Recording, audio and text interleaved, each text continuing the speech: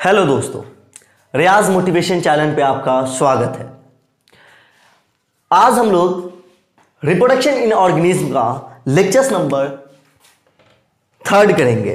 कितने नंबर्स होंगे आज? तीसरा लेक्चर होगा।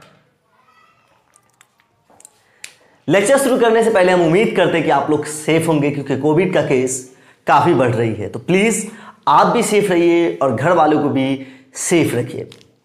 चलिए हम आज स्टार्ट करते हैं, क्योंकि आज एकदम ही इंपॉर्टेंट टॉपिक्स है।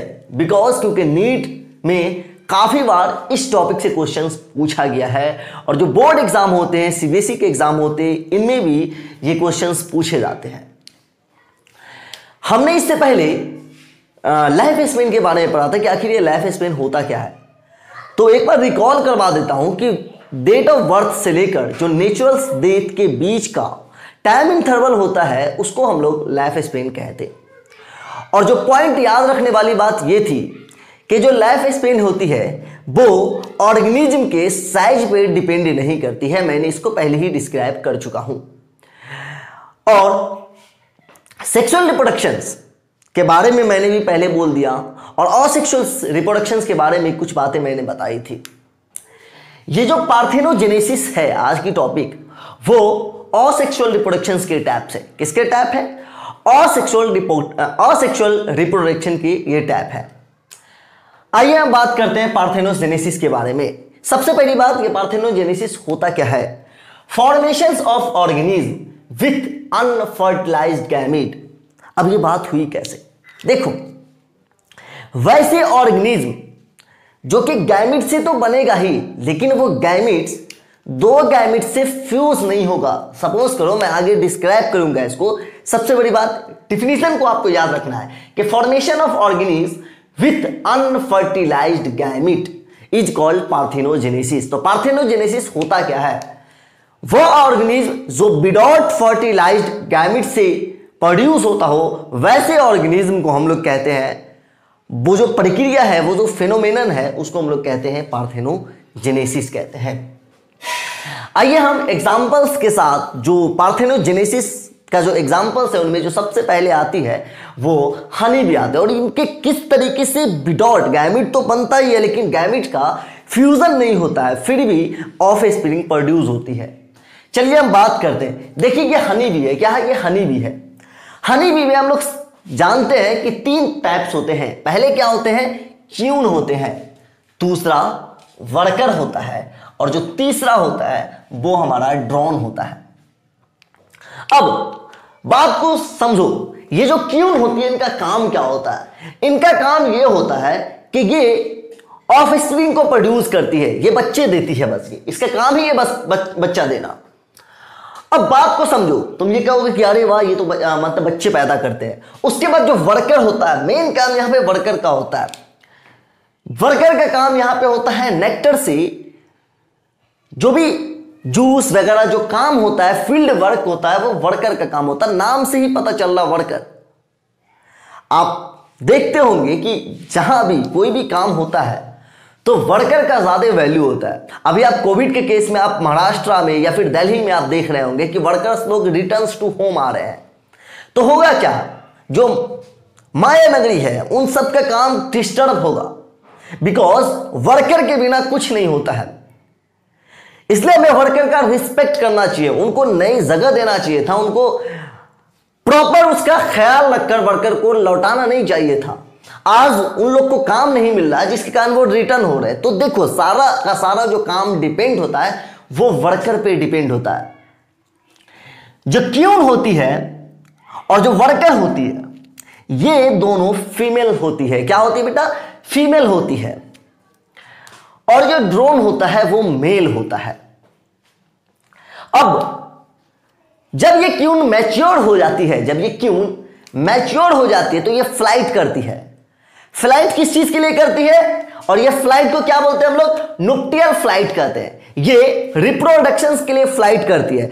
अगर क्यून रिप्रोडक्शन के लिए फ्लाइट करती है तो वैसे फ्लाइट को हम लोग कहते हैं नुक्टियल फ्लाइट कहते हैं। फिर से याद रखना, वैसे ये याद रखने वाली चीज नहीं है, एग्जाम में पूछा नहीं जाएगा, लेकिन आपको याद रखना है कि न्यूक्लियर फ्लाइट वैसे फ्लाइट को हम कहेंगे जब क्यून मैच्योर होने के बाद रिप्रोडक्शंस के लिए यानी कपुलेशंस के लिए उड़ती है, उस फ्लाइट को हम लोग कहते हैं नुक्टियल फ्लाइट कहते हैं। अब ये क्यों उड़ती है? अब यहां पे ड्रोन देख रहा है कि भाई अब क्यों उड़ने वाली है। अब ये जो ड्रोन होते हैं, ये बहुत सारे ड्रोन आते हैं, ये सिर्फ एक ड्रोन नहीं आएंगे, बहुत सारे ड्रोन आते हैं, इसमें बहुत सारे ड्रोन आएंगे।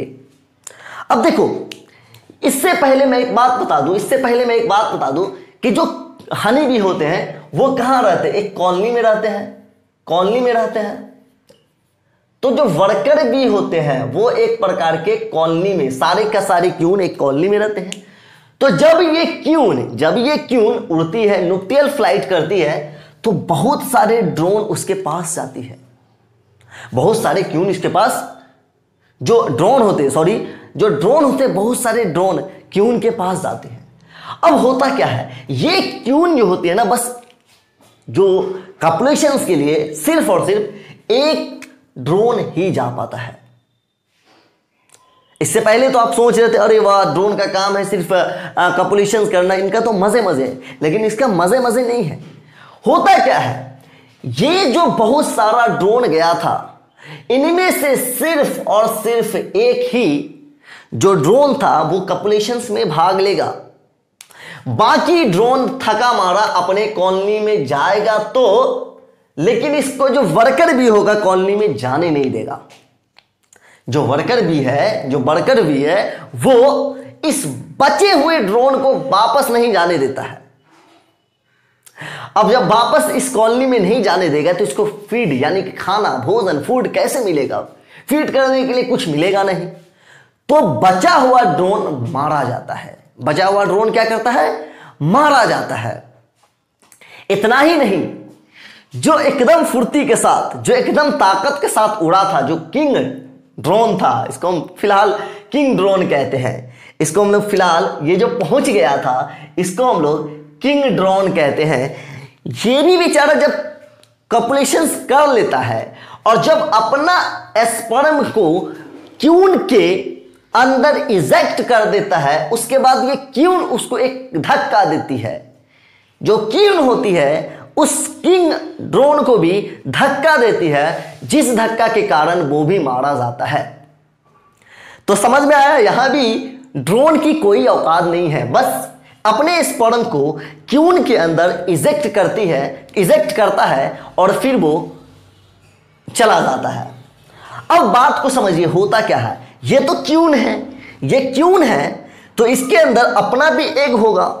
अब ये अपना एग है जो कि जाहिर सी बात है हैप्लॉइड होगा, और ये जो ड्रोन का स्पर्म था इसके अंदर, ये ड्रोन जो है वो अपना स्पर्म इसके अंदर इजेक्ट कर दिया। ये एग है, ये स्पर्म है। होता क्या है, जो क्यून होती है वो बारी बारी से इस स्पर्म को, देखो गौर से, इस स्पर्म को मिलाती है और मिलाने के बाद फर्टिलाइजेशंस होता है। जब ये फर्टिलाइजेशंस होगा तो इसके अंदर डिप्लॉयड यानी कि 2n, और इससे क्या बनेगा? फीमेल प्रोड्यूस होगी। अब ये आगे डिपेंड करेगा कि ये फीमेल क्यून बनती है या फिर वर्कर बनती है। फिर से ध्यान दो, देखो होता क्या है, क्यून उड़ती है, नुक्टियल फ्लाइट करती है, यहां से बहुत सारा ड्रोन आता है और एक ही ड्रोन कॉपुलेशन में भाग ले पाता है। जैसे कि आप ह्यूमन के केस में भी देखते हैं, मिलियंस ऑफ स्पर्म एक बार इजेक्ट होता है और ओवम की तरफ दौड़ता हुआ जाता है। लेकिन जो समझने वाली बात यह है और जो आश्चर्य वाली बात यह है कि उनमें से सिर्फ और सिर्फ एक ही स्पर्म ऐसा होता है जो फर्टिलाइजेशंस में भाग लेता है। ठीक उसी प्रकार यहां बहुत सारे ड्रोन आते हैं। बहुत सारे ड्रोन आने के बाद जब बहुत सारे ड्रोन आते हैं तो उनमें से एक ही ऐसे ड्रोन होते हैं जो इनके अंदर इजैकुलेशंस कर पाता है, इजेक्ट कर पाता है, इंसेमिनेशन कर पाता है। तो अब बात को समझो, ये क्यून क्या करती है बाद में, ये अपने एग को और ये अपने स्पर्म को, जो ड्रोन का स्पर्म है उसको मिक्स करके फर्टिलाइजेशन करती है और फिर फीमेल्स हनी बी को प्रोड्यूस करती है। अब एक समय के बाद इसके अंदर का स्पर्म खत्म हो जाता है, क्योंकि जाहिर सी बात है कुछ अमाउंट में ही स्पर्म इसके अंदर इजेक्ट हुआ होगा, तो कुछ समय के बाद स्पर्म खत्म हो जाती है। तो ये जो एग बचा हुआ है, ये बाद में जाकर इसी एग से एक नया ऑफ स्प्रिंग बनता है, नया ड्रोन बनता है बेटा। यही क्या होता है कि अब देखो ये गैमेट से बना है, लेकिन क्या इसके अंदर मेल पार्टनर्स का यूज था? तो आंसर होगा नहीं, ये सिर्फ गैमेट से बना है, यहां पे दो पेरेंट का यूज नहीं हुआ है। तो गैमेट से बनने के कारण ये आपको पार्थेनोजेनेसिस हुआ। ये क्या हुआ बेटा?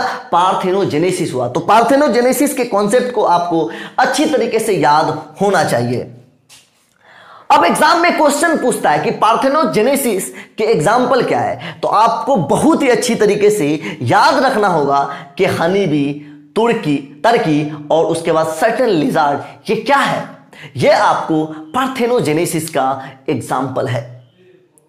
हम उम्मीद करते हैं कि आपको ये लेक्चर समझ में आया होगा। अगर समझ में नहीं आया है तो प्लीज इस वीडियो को दोबारा देखिए और इस चैनल को